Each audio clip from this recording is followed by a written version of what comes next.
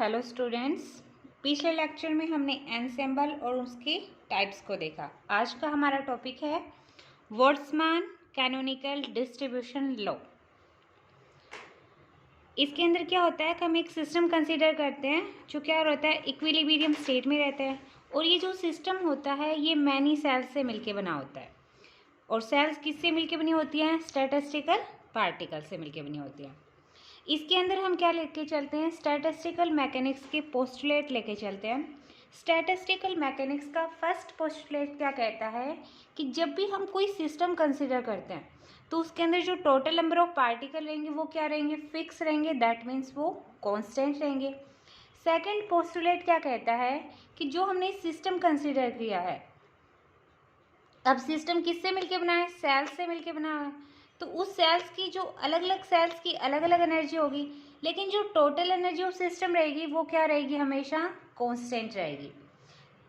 अब देखो यहाँ पर हमने क्या लिखा है, total number of particles is fixed in system that is n is equal to n1 plus n2 plus nn। यानी यहाँ पर हमने क्या लिया, एक कोई सिस्टम है हमारे पास, ये क्या है? बहुत सारी सेल्स से मिलके बना होता है।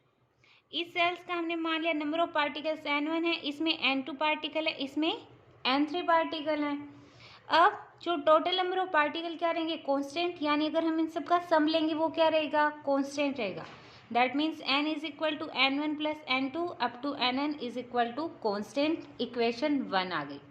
सेकेंड पोस्टुलेट क्या था कि टोटल एनर्जी ऑफ सिस्टम भी क्या रहेगी? फिक्स रहेगी। यानी ये हमारा क्या है? एक सिस्टम है, ये सेल्स हैं,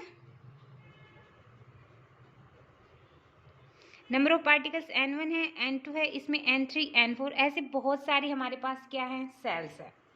अब हमने मान लिया जो फर्स्ट सेल है उसकी एनर्जी क्या है? अपनी E1 है।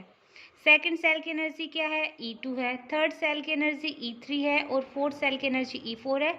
और nth सेल की एनर्जी हमने क्या मान ली? En मान ली। अब देखो इसके अंदर नंबर ऑफ पार्टिकल्स क्या है? n1, एनर्जी E1 है। तो इस सेल्स की टोटल एनर्जी क्या हो जाएगी हमारे पास? n1 E1। ये क्या होगी? हमारी फर्स्ट सेल की एनर्जी। सेकंड सेल की एनर्जी हमारी क्या हो जाएगी? नंबर ऑफ पार्टिकल्स n2 है, एनर्जी E2 है, तो टोटल एनर्जी क्या हो जाएगी? n2 E2। वैसे ही थर्ड सेल की क्या हो जाएगी आपकी? n3 E3। फोर्थ सेल की क्या हो जाएगी? n4 E4। अब पोस्टुलेट क्या कह रहा है? स्टैटिस्टिकल मैकेनिक्स क्या कहती है कि सिस्टम कंसीडर किया, उसकी टोटल एनर्जी क्या रहेगी? ऑलवेज कांस्टेंट रहेगी। तो यहाँ से इसकी टोटल एनर्जी क्या होगी? E is equal to first cell वाले की एनर्जी क्या है? n1 E1 plus n2 E2 plus nn En is equal to constant. ये क्या हो गई हमारी इक्वेशन? सेकंड हो गई। अब देखो इक्वेशन फर्स्ट हमारी क्या आ गई? n is equal to n1 plus n2 plus nn is equal to आयत मान लेते हैं, आयत constant, and E is equal to n1 E1 plus n2 E2 plus dot dot dot ni ei is equal to constant. Equation first, equation second. अब देखो हमें find out करनी है प्रोबेबिलिटी। यानी हमारे पास टोटल नंबर ऑफ पार्टिकल्स कितने हैं? n particle हैं और इन्हें डिस्ट्रीब्यूट किया गया हमारे पास n1 n2 up to ni particle में डिस्ट्रीब्यूट किया गया है। तो अगर हमें n पार्टिकल्स को n ith पार्टिकल में डिस्ट्रीब्यूट करना है तो उस कंडीशन में जो प्रोबेबिलिटी होगी वो प्रोबेबिलिटी हमारी क्या होगी? ओमेगा से शो किया है। Omega is equal two factorial n, यानी n पार्टिकल को डिस्ट्रीब्यूट करना है n1 पार्टिकल में, n2 पार्टिकल में अप टू ni पार्टिकल तक। ठीक है, तो इसकी ये क्या होगी? प्रोबेबिलिटी हो गई। अब अगर मैं दोनों तरफ क्या लूँ? लॉग लूँ। Taking log on both sides we get log omega is equal to आपका क्या आ जाएगा? log फैक्टोरियल n अपॉन log n1 फैक्टोरियल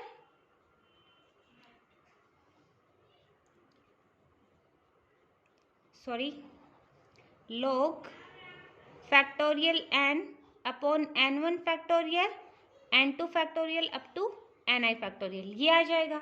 अब देखो log की प्रॉपर्टी होती है, log a अपॉन b को हम क्या लिखते हैं, log a minus log b, यही लिखते हो आप लोग। तो वैसे ही हम ऊपर वाले को क्या लिख देंगे, log omega is equal to log factorial n minus log n1 factorial minus log n2 factorial so on. अब देखो आपने स्टेर्लिंग फॉर्मूला पढ़ रखा है, by using Stirling formula. Stirling formula क्या कहता है, log x का फैक्टोरियल किसके इक्विवेलेंट होता है, x log x minus x के इक्विवेलेंट होता है। इसको हम क्या करेंगे, इस इक्वेशन में अप्लाई करेंगे, तो यहाँ से आपका log ओमेगा क्या बन जाएगा, n log n minus n1 log n1। अब देखो माइनस पहले से है तो यहाँ पे कौन सा साइन आ जाएगा, plus n1 minus n2 log n2 plus n2 dot dot dot. अब देखो इसे हम क्या लिख सकते हैं, ये same to same n log n minus n तो सेम है, माइनस कॉमन ले लिया, इसे मैं क्या लिख सकती हूँ, sigma i ni log ni minus ni लिख सकती हूँ, log ओमेगा। अब देखो जब ओमेगा क्या है आपका, मैक्सिमम है, ओमेगा मैक्सिमम, उस कंडीशन में हम इसका डिफरेंशिएशन करेंगे, वो क्या होगा आपका, 0 होगा। तो जब आप इसका डिफरेंशिएशन करोगे तो क्या आएगा आपका, यानी हमें इस इक्वेशन का डिफरेंशिएशन करना है, तो देखो n कांस्टेंट है तो ये वाली वैल्यू तो क्या हो जाएगी, डिफरेंशिएशन करोगे तो 0, ये वाली करनी पड़ेगी। तो इसके अंदर आपका क्या आ जाएगा, माइनस ऐसे का ऐसा सिग्मा i, ni का डिफरेंशिएशन करोगे तो क्या आएगा आपका, log ni, आगे प्लस ni, इस बार log ni का करोगे साथ में डेल ni, log ni का क्या होगा, 1 अपॉन ni डेल ni, और ni का क्या हो जाएगा, minus del ni is equal to 0 आ गया, ठीक है। अब देखो यहाँ से ni आपस में कैंसिल हो गए तो क्या बचा अपना, del ni minus del ni आपस में कैंसिल हो गए, क्या बचा, 0। तो यहाँ से हमारा क्या आ गया, sigma i log ni del ni is equal to 0, equation third. अब देखो इक्वेशन फर्स्ट से क्या था आपका, जो आपकी इक्वेशन फर्स्ट आई थी वो क्या थी, n is equal to constant. जब आप उसका डिफरेंशिएशन करोगे by equation first, del ni is equal to क्या हो जाएगा आपका, 0 हो जाएगा, इक्वेशन 4। और वैसे इक्वेशन 5 का आप जब क्या करोगे, इक्वेशन सेकंड का डिफरेंशिएशन करोगे तो उस कंडीशन में क्या आएगा आपका, sigma i ei del ni is equal to 0, equation 5। अब हमें क्या करना है, इक्वेशन थर्ड को तो हमें क्या किससे मल्टीप्लाई करना है, लैम्डा 1 से, इक्वेशन 4 को हमें लैम्डा 2 से, और इक्वेशन 5 को हमें लैम्डा 3 से मल्टीप्लाई करना है। अब देखो यहाँ पे इक्वेशन 3 को लैम्डा 1 से, इक्वेशन 4 को लैम्डा 2 से, और इक्वेशन 5 को हमें लैम्डा 3 से मल्टीप्लाई करना है। तो क्या हो जाएगा, lambda 1 sigma del ni log ni plus lambda 2 sigma i del ni plus sigma i lambda 3 ei del ni is equal to 0। यहाँ तक हो गया। अब देखो यहाँ से हमने इक्वेशन, जो पहले वाले इक्वेशन है उसको लैम्डा 1 से डिवाइड कर दिया, तो सिग्मा i हमने बाहर ले लिया, log ni del ni plus lambda 2 upon lambda 1 del ni plus lambda 3 upon lambda 1 ei del ni is equal to 0। अब हम मान के चलते हैं कि लैम्डा 2 अपॉन लैम्डा 1 क्या अपना अल्फा है, लैम्डा 3 अपॉन लैम्डा 1 क्या आपका बीटा है। तो यहाँ से sigma i log ni plus इसे अल्फा लिख दिया, इसे बीटा लिख दिया, और डेल ni हमने क्या ले लिया, बाहर ले लिया, इज इक्वल टू 0। अब देखो यहाँ पे साइड ये टर्म्स क्या है, ये वाली टर्म और ये वाली टर्म, ये एक दूसरे पर क्या कर रही है, डिपेंड नहीं कर रही, यानी एक बार इसे 0 के इक्विवेलेंट रखोगे, एक बार इसे 0 के इक्विवेलेंट रखोगे। तो जब इस टर्म को आप 0 के इक्विवेलेंट रखोगे तो क्या आएगा, sigma i log ni plus alpha plus beta ei is equal to 0। अब यहाँ से log ni क्या हो जाएगा आपका, minus alpha plus beta ei, तो ni is equal to sigma i e to the power हमने दोनों तरफ क्या एंटी लॉग लेंगे तो ई की power minus alpha plus beta e i बन जाएगा। अब देखो दोनों को हमने क्या कर दिया, सेपरेट कर दिया, e to the power minus alpha dot e to the power minus beta e i कर दिया। अब नेक्स्ट इक्वेशन के अंदर हम क्या मान के चलते हैं, let e to the power minus alpha is equal to a है। अब e to the power minus alpha a है, तो इस इक्वेशन में जब आप ये वैल्यू पुट करोगे तो n i is equal to क्या आएगा, a sigma i e to the power minus beta e i. अब यहाँ पे जो sigma i e to the power minus beta e i वो होता है जेड, जो होता है पार्टीशन फंक्शन। पार्टीशन फंक्शन से मतलब होता है कि जो अपने पास अलग अलग एनर्जी है उनको अलग अलग सेल्स के अंदर क्या करना, डिवाइड करना, यही काम होता है पार्टीशन फंक्शन का। अब देखो यहाँ पर हमें वैल्यू किसकी इवेलुएट करनी है, ए की। तो अब हमें पता है सिग्मा एन आई किसके इक्विवेलेंट होता है, एन के। अब देखो ये दोनों तरफ ही क्या है, सिग्मा आई एन आई, ये क्या हो गया आपका एन हो गया, ये क्या हो गया ए हो गया, ये हो गया आपका जेड। तो ए इज इक्वल टू क्या आ जाएगा, एन बाई जेड। तो हमने ए की वैल्यू तो फाइंड आउट कर ली, अब हम किसकी वैल्यू फाइंड आउट करेंगे, बी की। अब यहाँ से हम वैल्यू निकालेंगे बी की। अब देखो थर्मोडायनेमिक का सेकंड लॉ क्या होता है, D Q is equal to T D S. अब डी क्यू को मैं डी ई के इक्विवेलेंट भी लिख सकती हूँ, क्योंकि ये भी हीट होती है, ये भी हीट होती है। अब हमें पता है एस जो होती है वो होती है आपकी स्टैटिस्टिकल एंट्रोपी, ओमेगा क्या होती है आपकी थर्मोडायनेमिक प्रोबेबिलिटी, एस एंट्रोपी होती है, एस इज इक्वल टू के एल एन ओमेगा। अब देखो ओमेगा की वैल्यू हमने पीछे फाइंड आउट की थी, वो ही पुट करेंगे, के ऐसे का ऐसा, एल एन ओमेगा की वैल्यू थी n log n minus sigma i n i log n i minus n i. N i is equal to क्या था अपना, sigma a e to the power minus beta e i, पीछे था ये। अब हम ये एन आई की वैल्यू आप किस में रखोगे, इस वाले इक्वेशन में पुट करोगे। तो s is equal to k n log n minus sigma i n i ऐसे का ऐसा। ये जो फर्स्ट एन आई है उसको हमने ऐसे का ऐसा रखा है, सेकंड देखो लॉग ऐसे का ऐसा, और एन आई की जगह हमने क्या पुट कर दिया, sigma a e to the power minus beta e i, और ये माइनस माइनस क्या हो गया plus sigma i del n i. अब देखो ये सिग्मा आई एन आई की वैल्यू किसके इक्विवेलेंट होती है, एन के। तो ये वाला एन इस एन से क्या हो जाएगा, कैंसिल हो जाएगा। तो हमारे पास टर्म बचेंगी ये दो, ये टर्म दो बची, S is equal to k n log N ऐसे का ऐसा माइनस। अब देखो लॉग ए इंटू बी को हम लिखते हैं log a plus log b से। अब यहाँ पे आप लिखोगे तो minus sigma i n i log a तो लिख दिया। अब देखो आगे वाला आप क्या लिखोगे, minus sigma i n i log e to the power minus beta e i लिखोगे। अब देख लॉग और एंटी लॉग दोनों है साथ में, तो ये वाली वैल्यू क्या हो जाएगी आपकी आगे आ जाएगी, और इसकी वैल्यू क्या बन जाएगी, 1 बन जाएगी। तो उस कंडीशन में हमने लिख दिया बीटा ई आई और साथ में ये एन आई लिख दिया।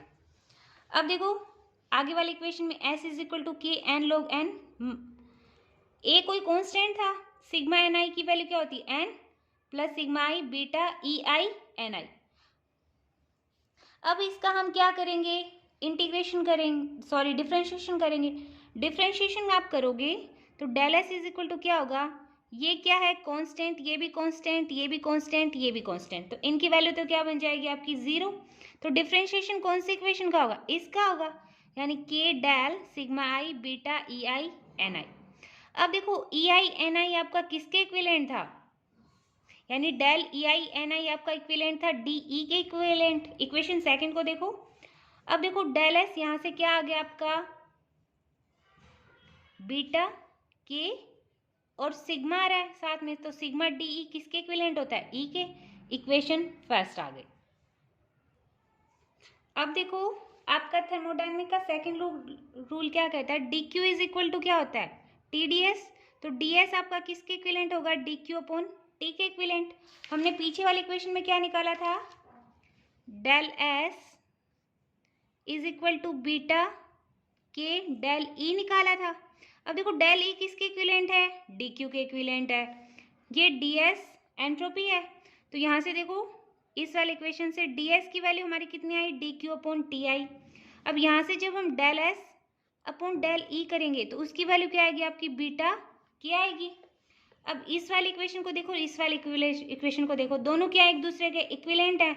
तो उस कंडीशन में ds अपॉन डी क्यू की वैल्यू क्या आ रही है आपकी 1/t। तो 1/t is equal to beta के। तो यहाँ से बीटा की वैल्यू क्या आ जाएगी 1/kt। तो a की वैल्यू निकाली, b की वैल्यू निकाल ली। तो इन इक्वेशन को क्या रख दोगे आप, जो हमने ni की वैल्यू निकाली थी उसमें रख दोगे। तो ni आपका क्या हो जाएगा, यानी जो आपकी बोल्ट्जमान इक्वेशन आएगी वो क्या आएगी, sigma i ni e to the power minus alpha e to the power minus beta ei थी। तो 1/kt ei, ये क्या आ जाएगी आपकी बोल्ट्जमान इक्वेशन। अब देखो partition function and it's correlation with thermodynamic quantities, ये हमारा क्या है, सेकंड टॉपिक है। तो सबसे पहले पार्टीशन फंक्शन होता क्या है। Partition function indicate how the gas molecule of an assembly are distributed and partition among the various energy level are called partition function. यानी पार्टीशन फंक्शन हमें इंडिकेट करता है कि गैस के जो मॉलिक्यूल होते हैं वो किसी सिस्टम के अंदर या फिर किसी असेंबली के अंदर किस तरह से उन्हें डिस्ट्रीब्यूट करना है और किस तरह से एनर्जी लेवल को क्या करना है, पार्टीशन करना है अलग अलग लेवल्स के लिए। तो वो होता है आपका पार्टीशन फंक्शन। इसमें क्या होता है कि हमने क्या, let us consider an assembly of ideal gas molecule obey classical statistics. यानी हमने आइडियल गैस मॉलिक्यूल्स की एक असेंबली कंसीडर की है जो क्लासिकल स्टैटिस्टिकल को फॉलो करते हैं। Let Ni molecules occupy ith state with energy between Ei and Ei plus Di and degeneracy Gi। यानी कहने का मतलब ये हुआ कि जो Ni molecules हैं वो क्या होते हैं, ith state के अंदर मिलते हैं और उनकी एनर्जी क्या है, Ei और Ei plus Di इन लेवल्स के बीच में है। डीजेनरेसी क्या है, Gi। उस वक्त जो आपका Ni होता है वो उसकी वैल्यू हो जाती है Gi e to the power minus alpha e to the power minus beta E. देखो ये वाली वैल्यू तो हमने क्या देखी थी, जो अपने वोल्ट्जमान वाला क्या था, वोल्ट्जमान इक्वेशन निकाली थी उसमें भी की थी।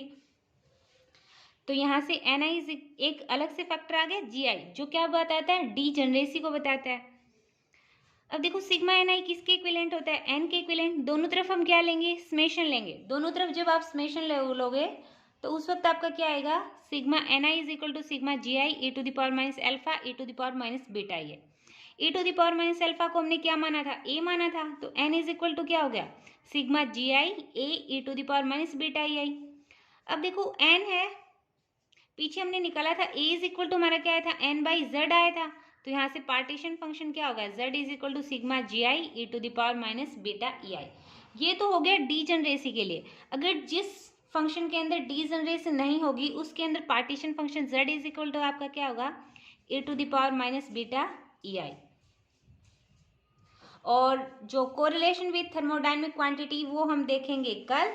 सो आज हमने क्या किया, फर्स्ट टॉपिक था हमारा बोल्ट्जमान कैनोनिकल डिस्ट्रीब्यूशन लॉ। यानी हमने एक सिस्टम कंसीडर किया जिसमें n पार्टिकल थे, उसको हमने अलग अलग सेल्स के अंदर डिवाइड किया, फिर हमने फंक्शन निकाला n इज इक्वल टू आपका क्या है, sigma a i e to the power minus alpha plus beta e i. So आज के लिए इतना ही। नेक्स्ट लेक्चर में हम करेंगे थर्मोडायनेमिक जो पार्टीशन फंक्शन का थर्मोडायनेमिक क्वांटिटीज के साथ वो क्या रिलेशन शो करता है। सो आज के लिए इतना ही, थैंक यू।